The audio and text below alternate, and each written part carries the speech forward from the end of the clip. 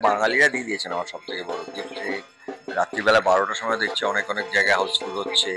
তো আমরা সত্যিই ছবিটা খুব যে একটা বিজ্ঞাপন করতে পেরেছিলাম তা নয়। কারণ সেই ক্ষমতাটা আমাদের প্রযোজকদের অতটা ছিল না যতটা আমরা করতে পারতাম। নতুন তারা, অভিজ্ঞতা ছিল না। আমি ক্ষমতার মধ্যে টাকা না।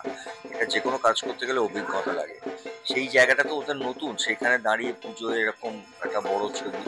কিন্তু আমার মনে হয় বাঙালিরা প্রমাণ করে দিলেন যে বঙ্কিমচন্দ্র চট্টোপাধ্যায়কে নিয়ে কিছু করতে হবে তারা ঠিক দেখতে ঢুকে গেছেন এবং প্রচুর ভালো রিভিউজ প্রচুর জায়গায় লেখা বেরোচ্ছে এবং ভবানী পাঠক নিয়ে দেবী চৌধুরানী নিয়ে আবার নিশিকে নিয়ে আবার রঙ্গরাজকে নিয়ে আলাদা করে লোকে কথা বলছে।